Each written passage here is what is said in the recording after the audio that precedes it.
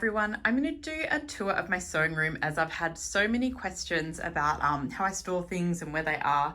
So I'll finish with the sewing machines, I'll do all the wardrobe in the middle, and I think I'll start over here because this is where I kind of spend most of my time at this desk here.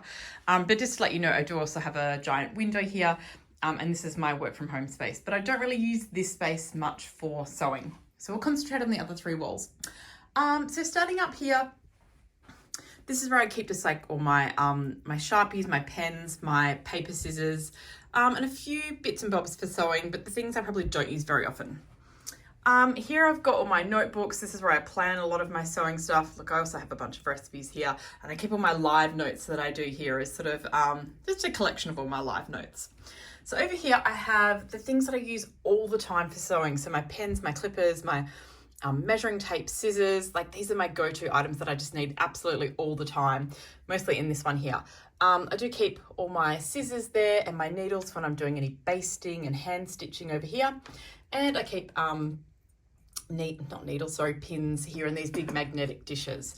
I've also got an OTT light here. I use this if I'm doing sewing at night or I just need a bit of extra light at night, but otherwise I just use the down lights for most of my lighting in here. So then I have this table, and a lot of people ask where the table is from. It's not really a table. What it is two IKEA bookshelves. They're pretty cheap. I think they're about $50. And then this is just a piece of melamine from Bunnings if you're in Australia. And then I got melamine edging and ironed this on just so it's got a nicer finish to it. I'll show you on this side as well. So I got them to cut it to size, and it fits I can't remember the size of it off the top of my head, but if I'm going to fold a 150 wide piece of fabric, it folds perfectly on there twice. So I can lay a piece of 150 wide fabric and cut out fabric quite well. So I measured it like that specifically. So yeah, it's just a piece of wood, melamine on top of some really old IKEA bookshelves. Yeah, and they're pretty shonky, but I added some brackets to the back of them. I think you can see down here as well, and that has helped. So look, you don't need to spend loads of money on fancy tables. I just went around to IKEA and stood next to bookshelves that I thought were a good height for me for doing pattern making. So that's everything along the top there.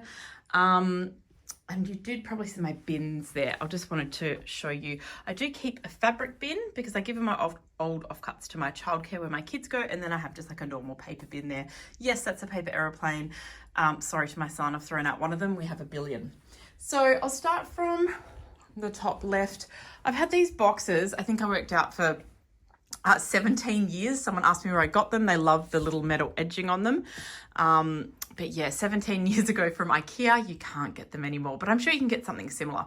And I've had these categorized like this, I would say, for 17 years as well when I look back in some old photos, which was kind of funny that I haven't really changed how I do things. So in these I have, look, this one's just tape, so I won't grab it out, but I use a lot of painter's tape and like my double-sided tape and that kind of thing. I mainly just use painter's tape for sewing.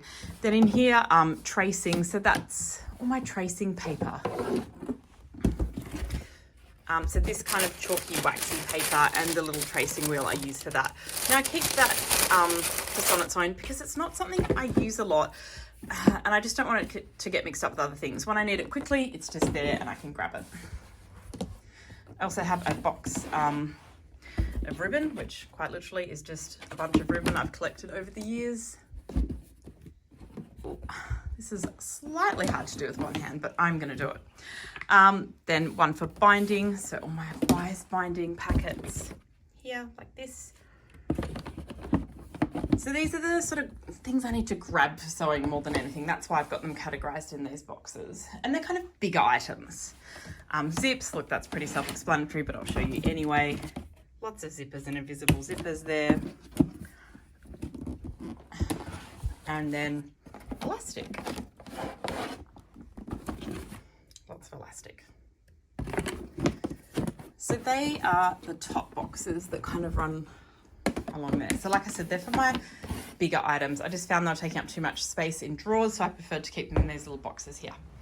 Then in these slightly bigger boxes here, I keep all my stabilizers and interfacings in that one.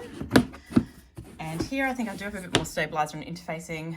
I did keep lining in one of these. I think maybe now there's lining at the bottom, but the stabilizer, and I did buy a lot more interfacing, has taken over. So stabilizer, linings, interfacings in these two. This is for when I take my photographs outside. There's just a black drop sheet and a white drop sheet. They're my sandbags when I take my photos outside. Actually, I will show you behind here. Here's where I keep, that's where I keep all my tripods and everything for when I take photos outside. It's a nice, good long space back there, which is quite handy. So yeah, sandbags for when I set up and do photos. And in here, I keep all my thread for overlocking. So my cheaper thread, not my nice Gutermann thread, but yeah, just the cheaper thread I've collected over the years when I need 4 or 5 or however many for when I'm doing overlocking and sewing. And then this one, I just keep my smaller cuts of calico, bed sheets, cotton, that kind of thing in there when I need to just grab out a piece of calico to make something quickly. So we'll go down now to these bigger grey boxes. This one I keep 12s I've made or mock-ups, so calico mock-ups. I've also got like some cushion covers in there that I just not using, but I love the shape of them. So anything that's like a pattern or I might want to keep, I keep in there. Something I want to copy, sorry, keep and copy. This one, spare fabric or new fabric. And shock horror is another one of fabric, even though I've said I don't like to stash my fabric. But all these fabrics are pretty new, or I also keep a lot of offcuts from my projects because I just never know when I want to use them for reels more than anything. So I do keep little offcuts of all my old projects as well. So not much spare fabric or new fabric, which I think people are always quite surprised about, that no, I don't stash fabric. And this last box has just got heap of art supplies, screen printing, sewing, things from doing wedding invites. Gosh, that's getting a bit old now, 8 years. So that is this space here. So I guess I'd call this like my sewing pattern making table. It's where I cut out everything. I do stand there a lot. I do a lot of thinking. I film a lot of reels here. So yeah, this is where I stand a lot of the time and do a lot of work. So I'll move now on to my wardrobe. So I've got these great hooks there, which are handy. So I tend to put my current projects on those hooks. I do have a mirror here, which is really handy when I'm just trying to get a quick look at something instead of going to the bathroom. Now in the corner here, I've got rolls of interfacing, rolls of card. I've got a gigantic roll of pattern making paper. I do not know if I'll ever get through all that. And look, the rest of that, I think that's wrapping paper down there, but that's where I sort of keep anything that's on a roll in that corner space there. Then I keep my hams up the top here, my Scotch sticky tape for pattern making. This is my giant rabbit hole punch and the water for my iron. Now, usually my iron lives here. That's a part of my iron, but I had to take it to get it serviced at the moment. So then I have these amazing drawers from IKEA. Look, everything in here is pretty much from IKEA or Kmart. Nothing fancier than that. And on this side of my wardrobe, I keep my Lorenza label t-shirts and anything I'm kind of currently working on or looking at working on in the near future, like projects that I want to start working on, sort of start here in this wardrobe space. Up the top there, that's all my stuff from when I was studying at Melbourne School of Fashion. I keep that out and reference it every now and then. I've also got boxes. I keep the boxes for my overlocker in the back corner there. I don't want to get rid of them because if I was to travel, they have all the perfect foam in them, or to move, then I could pack the overlocker and the cover stitch back in. And that way they're not going to get damaged. So that's why I keep the boxes for them. These are keychains from when I was traveling. My kids play with them all the time. And then I keep all my pattern making sewing books just here. I've got a few more other bits and bobs for my lighting and globes and that kind of thing in the back of the wardrobe there, but I try and keep it pretty neat and I don't like having clutter. So just go through these drawers. Look, the first two, that's just stationery. That has nothing to do with sewing. That's still stationery. And then this is where I keep all the little fiddlier stuff. So look, safety pins, hook and eyes. There's a billion buttons back there. There's my rotary cutter. I don't use my rotary cutter a lot. So this is all the stuff that I just don't use much, but I've got it here for when I need it. So snap fasteners, like I said, hook and eyes, lots of closures. These are all different kinds of pins, and I just don't use this stuff too much. That's why I tend to leave it in here, so it's just out of the way. My curved needles, but gosh, when I need it, I'm so happy they are here. Also little like travel needles, just lots of spare bits and pieces. I have heaps of these because I used to do a lot of boning and corsets and strapless dresses, and I used to cut up these little calico squares and then put them on over the top and the bottom of the boning, if you're curious as to what they are. Yeah, there's a little tidbit from Lorenza. Yeah, so this is all the little stuff in these drawers, and I have all these little dividers. They're all from IKEA as well. Again, this is stuff I bought for sewing, just not using it all the time. This is when you're doing, this is tape, when you're doing patterns on your dress form. I've got it in black and red there. That kind of tape for if you're doing pattern making straight on the dress form, and just other bits and pieces I've bought when it's been on sale. So like extra clippers, craft glue, things I don't use terribly often though. That's just kind of junk. Look, I'm allowed to have one junk drawer, can't I? I'm a pretty organized person. Oh, look, this is when I was back into my crafting era. So look, hot glue gun, staple gun, that kind of stuff. Then I'm getting more into like tools and my pliers when I used to do a lot of jewelry making. Not so much into that anymore. And then I have a party drawer. That's nothing to do with sewing, just the kids love balloons. So that is those long drawers, all my little fiddly bits and pieces and anything else I don't know what to do with. Now these drawers I absolutely love. I bought these are like my project drawers. So I keep all my projects in them. So when I get sick of a project, I can just throw it straight back in here. So this is a finished project, but I'm making a reel at the moment about large sequins, safety glasses.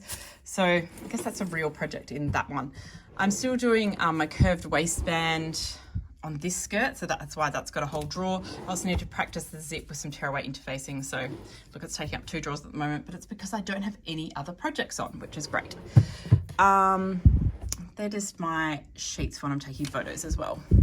This one, sorry, I forgot the top drawer. This is where I keep my big heavy pattern weights and all my rulers and a smaller cutting mat. I love the rulers just being in the top one here. I can just always pull them out when I'm doing pattern making, and it's great. It's such a big drawer. It fits all of my rulers.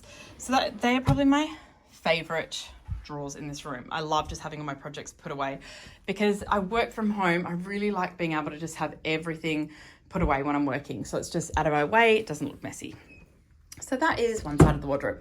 So we'll move to the other side now. Now this wardrobe is great that it fits my mannequin in there as well. I can just sort of put her down a little bit and she fits in. And like I said, so these are the projects that, or mock-ups I've made of things that I'm wanting to make in the process of making, and I don't want to jam them into a drawer. So that's why they're hanging up. And I guess that kind of also goes with this little box here called Next Make. So these are projects that I want to make next. So I love having this little pile of what I'm going to make next. I have my Joseph & Joseph ironing board. I'll step back a bit in here. So that's great that it just hangs up on a hook and fits in there. So it's all just very compact. Everything just fits in perfectly. And I worked a while to get it looking like this. Up there is my old Nonna's Singer sewing machine. She had it set into a much larger desk, but that all started sort of rotting and falling apart. And I found this amazing Pinnock sewing machine box. And amazingly enough, the Singer fit into the Pinnock box. So at least I've been able to keep it in a nice box like that. So up here, I've also got my sewing machine box in the corner. Like I said, I just can't give up those boxes. Keep them for traveling or for moving house. And then I keep all of my paper patterns in these magazine boxes here. And there's 2 levels of these. You can see there's another layer back there. I did just have the 1 layer, but there was just so much dead space at the back. So I've sort of doubled them up. And honestly, I do pull them out a fair bit. So I'll try and keep the ones that I use a lot at the front, and I pull them out for reference. So down here, this is where I keep my sewing machine, my overlocker, and my cover stitch, or whichever machine I'm not using on my table over here, basically. So currently I've got my overlocker over on this desk, which means I've got my cover stitch and my domestic over here, and then I just kind of switch around. So whichever machine I'm using, I pop on that desk. The machines I'm not using, I pop back in here. So also in these sort of box drawers, I've got tons of Threads magazines. I've been buying them for years. I bought so many back issues. I really need to go back through them. They're just such great reference books. I did create a wiki, so I can always like find if there was a really good article in there. I used to write it down, so I've got it on like a digital file. I know I can get Threads digitally. Everyone's told me that, but I do love the magazines and having something you can flick through. So that's sort of that side. And over here, these are all my patterns that are hanging on pattern hooks. These are the patterns that are like tried and tested, and I just absolutely love them and use them all the time. So that's why I've made them in that card, and they're just hanging there. So like wrap dresses for work, leggings, things that I have made multiple times. I cut them out in card and they kind of live in the wardrobe there. So I guess they're my hanging patterns. And yeah, they're my paper patterns up there. Whoops, I did skip a box. So down here, I've got a box called classes. They're also the covers for my machines. But I keep all my, I'll take out these covers. I keep all the classes that I do. Plastic covers. Does anyone use them? I do, but then I just don't think the wardrobe, they get that dusty, so I take them off. I keep all my class notes in here so I can always just reference them, because often there's mock-ups and trials in there as well. So there's the pattern making class, and I did like a French moulage, I might have said that wrong, class. So everything for that is in there. I also have one folder, sneaky folder down there. That's just my spare folders for my paper patterns that I use in my magazine holders. So that is the wardrobe. That's a roll of calico. Look, I love my calico. I also have another OT lamp over here because I do find that my overlocker and cover stitch, the lamps on them aren't super bright. I'll turn one on. See, that looks bright now, but I don't think they're bright enough, especially at night time. So I do use that lamp there sometimes. And I do have more drawers here. So there's my sewing chair, which I absolutely love. I talked a bit about that on some of my channels. So yes, I have drawers here, and everything in these drawers is for my cover stitch and my overlocker. So I've got my little cheat sheet there for my overlocker, which is amazing. I hope you all have one of these. And then I keep all my big spools of thread. I use makeup brushes for cleaning my overlocker. My screwdrivers, tweezers, everything for overlocker, cover stitch, and my domestic I keep in here. Again, these are just loads of attachments. These are like the spool holders for my overlock cover stitch, and I have lots of different feet I've bought for my machines. And here's where I keep all my nicer thread. So this is my coloured Goodman thread, and I've got quite a stash of black and white thread there, as you can see. So this is my expensive thread. These are like 30 Australian now, just for one reel, which is crazy. 30 Australian dollars for that. If you're gonna come and break in, steal the thread, please don't. I think I just, oh, this is merch. I completely forgot I have a merch drawer.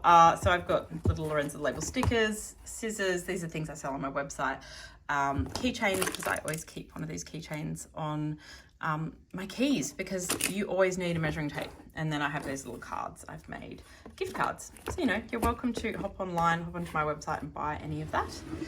Bottom drawer, I keep all the feet for all of my machines, and just ironing paraphernalia. So I've got like a clapper, I almost said clapper board then, like a clapper for pressing steam out.